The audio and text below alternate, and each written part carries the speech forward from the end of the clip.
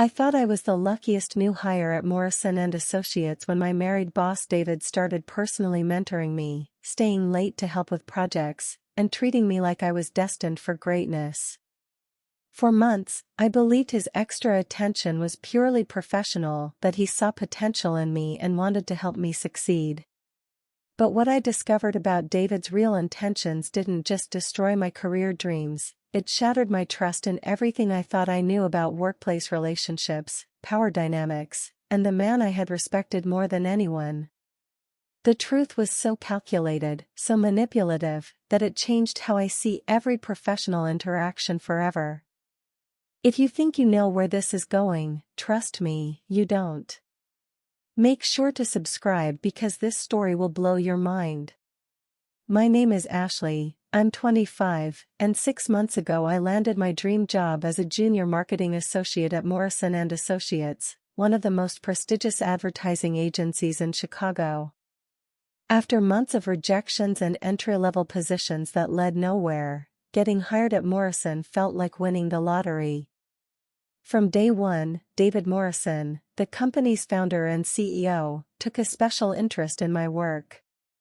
David was everything you'd expect from a successful executive, incredibly handsome for a man in his early 40s, impeccably dressed, confident, and married to a beautiful woman named Caroline who occasionally appeared at company events looking like she'd stepped out of a magazine.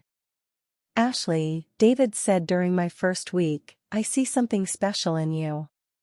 Raw talent that just needs the right guidance." He assigned me to high-profile projects usually reserved for senior associates, invited me to important client meetings, and started scheduling weekly one-on-one sessions to discuss my career development. I was thrilled. Finally, someone recognized my potential.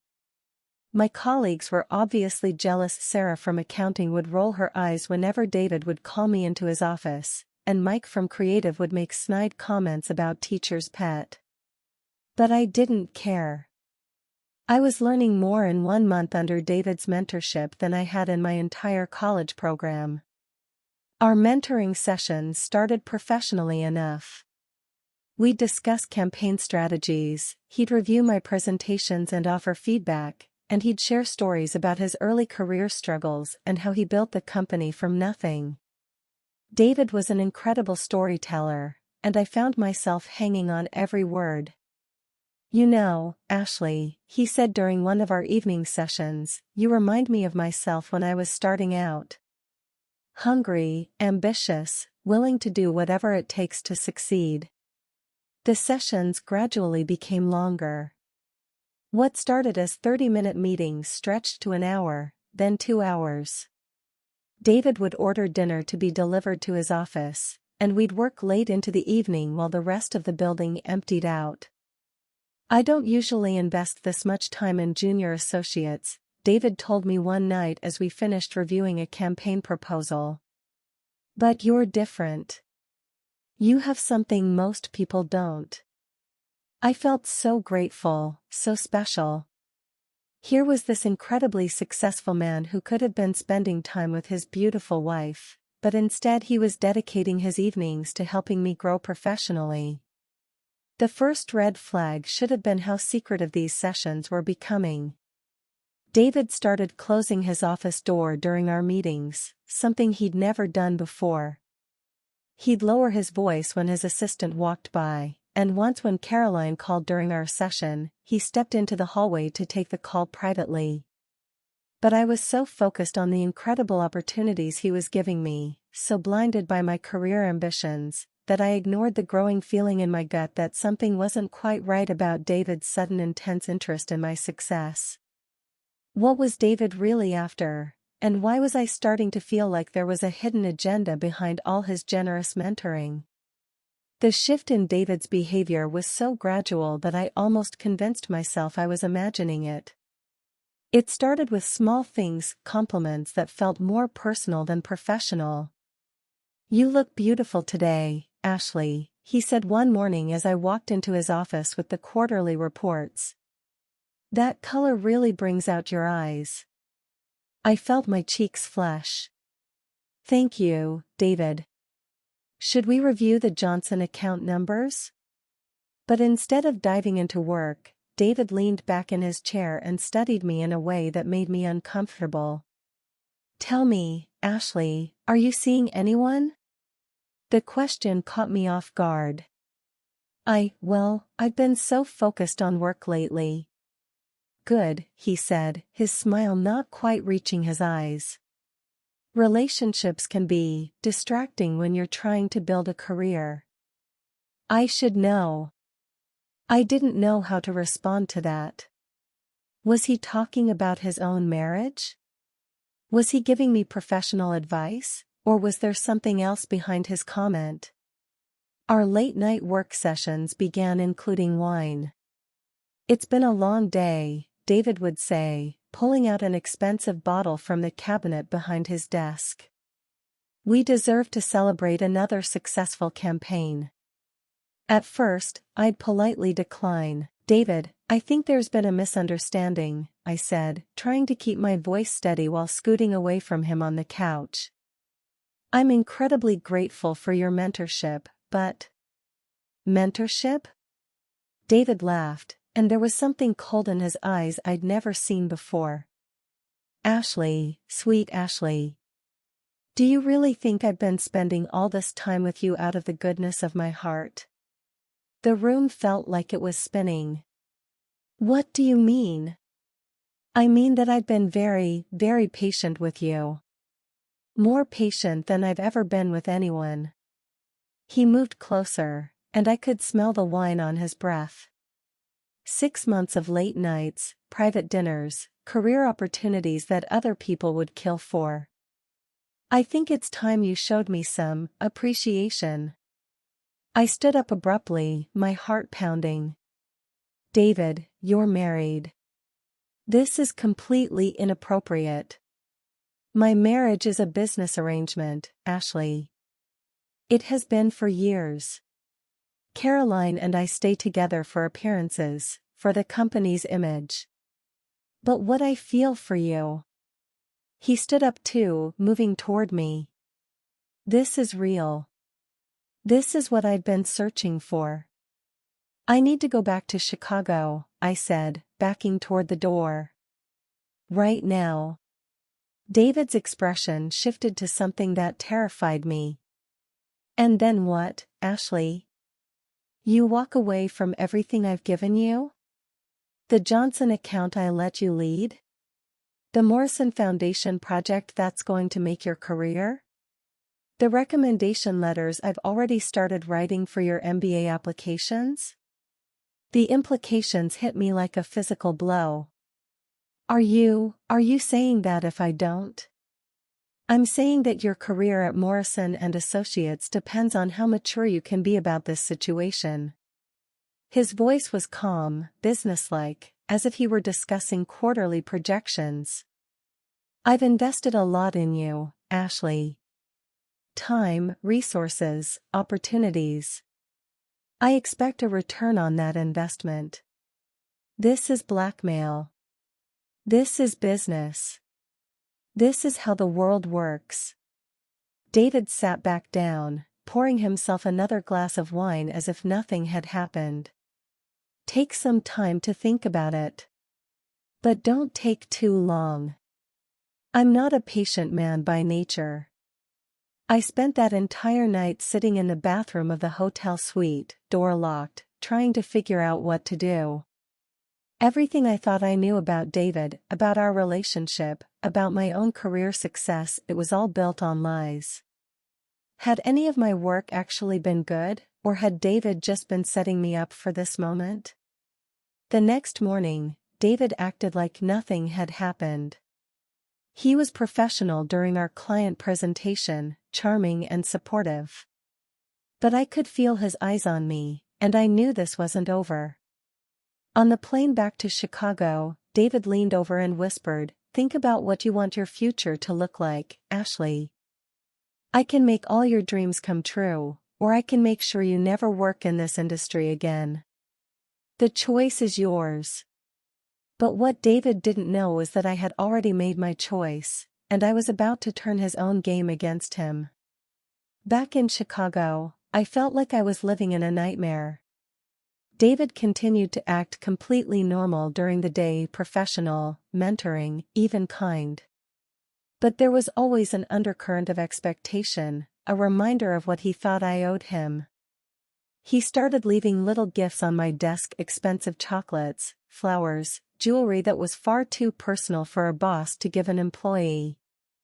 Each gift came with a note that looked innocent on the surface but felt threatening to me.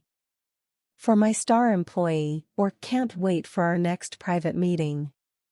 My work performance started to suffer. How could I focus on campaigns and presentations when I was constantly looking over my shoulder, wondering when David would corner me again? My colleagues started noticing. "Are you okay, Ashley?" Sarah from accounting asked during lunch. "You seem really stressed lately." I wanted to tell someone, but who would believe me? David Morrison was beloved in the industry, a pillar of the community, a family man. I was just a junior associate with 6 months of experience. Who would take my word over his? That's when I decided to start documenting everything. I began keeping detailed notes of our interactions, saving every inappropriate text message and email, and most importantly, I started recording our mentoring sessions. Illinois is a one-party consent state, which means I could legally record conversations without David's knowledge. I bought a small digital recorder and started bringing it to every meeting with David. It took 2 weeks, but finally David said something that would destroy him. "Ashley, I'm running out of patience," he said during what he thought was a private conversation in his office. "I've given you opportunities that associates with twice your experience would kill for. The Morrison account, the Hartford project, direct access to me. But I'm not a charity. I expect you to show your gratitude in more personal ways. David, I've told you. And I've told you that your career depends on your attitude." His voice turned cold. "Do you think any other agency in Chicago will hire you if I make a few calls? Do you think the recommendations you'll need for business school will happen if you continue to be ungrateful? So you're saying that my career advancement was conditional on sleeping with you? I'm saying that's how the world works, sweetheart. Beautiful women like you have certain advantages, and smart women know how to use them. I had everything I needed." David had just confessed to sexual harassment and quid pro quo on tape. But I wasn't done yet. "What about Caroline? What about your marriage?" David laughed.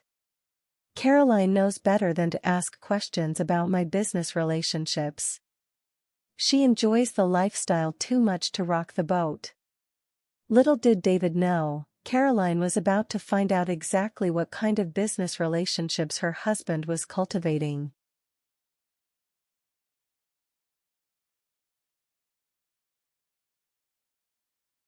The next phase of my plan required careful timing and a lot of courage.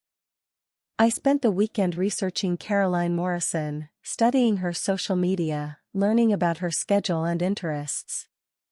I needed to find a way to approach her that wouldn't seem suspicious or vengeful.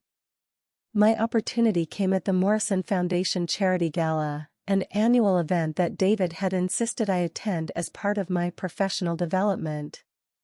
I wore my most conservative dress and spent the evening observing Caroline from across the room.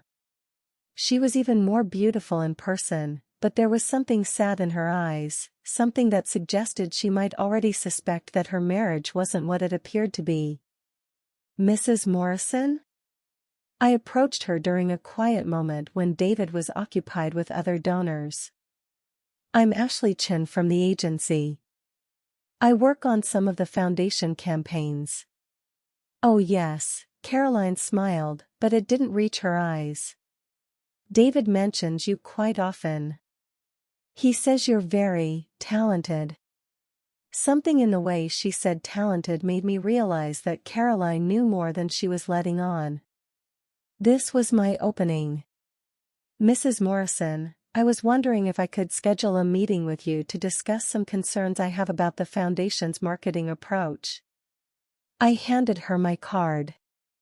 There are some ethical considerations I think you should be aware of. Caroline studied my card, then looked at me more carefully. Ethical considerations? Yes. I think there are some practices at the agency that don't align with the Foundation's values. I'd hate to see the Foundation's reputation compromised. Caroline was quiet for a long moment, then nodded. Call my personal assistant tomorrow. I think we should definitely talk. 3 days later, I sat in Caroline Morrison's private office at the Foundation headquarters. I had brought copies of all my documentation, the recordings, the gifts, the inappropriate messages, the detailed timeline of David's behavior. I want to be clear about why I'm here, I began. This isn't about revenge or money. This is about stopping your husband from using his position to sexually harass employees. Caroline listened to the recordings in silence, her face growing paler with each inappropriate comment. When the tape finished, she sat quietly for several minutes. How many others have there been? She finally asked. I don't know for certain, but I suspect I'm not the first. Caroline nodded slowly. There have been rumors over the years. Young women who left the company suddenly, NDAs that seemed excessive for normal employment terminations. Mrs. Morrison, I know this must be incredibly difficult. No, Caroline interrupted, her voice stronger than I expected. What's difficult is pretending not to see what's been happening right in front of me for years. What Caroline revealed next about David's pattern of behavior would expose a conspiracy far more extensive than I had ever imagined. Ashley, there's something you need to understand about my husband, Caroline said, pulling out a locked file cabinet from behind her desk. David didn't build Morrison and Associates through talent and hard work alone. He built it on manipulation, coercion, and the silence of women like you. She opened the cabinet and removed a thick folder. I've been documenting David's behavior for 3 years, ever since I hired a private investigator to confirm what I already suspected. Caroline spread photos, financial records, and legal documents across her desk. There have been 7 women before you that we know of. All young, all ambitious, all hired specifically because David found them attractive and vulnerable. I stared at the evidence in shock. Why haven't you done anything with this? Because until now, I didn't have proof of the quid pro quo, and none of the previous women were willing to come forward. David was careful, he'd make the harassment seem consensual, make them think they were special, then quietly transfer them to different departments or help them find jobs at other companies when things got complicated. Caroline pointed to a financial document. He's paid out over $400,000 in consulting fees and bonus packages to former female employees over the past 5 years. All with NDAs attached. My God. But you're different, Ashley. You documented everything, and more importantly, you're willing to fight back. Caroline looked at me with something like admiration. I've been waiting for someone like you. What do you want to do? Caroline smiled for the first time since I'd met her, and it was fierce. I want to destroy him. Professionally, financially, and personally. And I want to make sure he never has the opportunity to do this to another woman. Over the next 2 hours, Caroline outlined her plan. She had already consulted with attorneys, prepared divorce papers, and was ready to file complaints with both the EEOC and the State Attorney General's office. She had also been quietly gathering support from the Morrison and Associates Board of Directors. The board doesn't know about the harassment yet, but they do know about David's financial irregularities, the consulting fees, the unexplained expenses, the foundation money he's been moving around. When they learn that these payments were actually hush money for sexual harassment, they'll have no choice but to remove him. What about the company? What about everyone's jobs? The company will survive. I'm going to buy out David's shares and install new leadership. People like you, people with actual talent and integrity. Caroline stood up and extended her hand. Are you ready to take down David Morrison?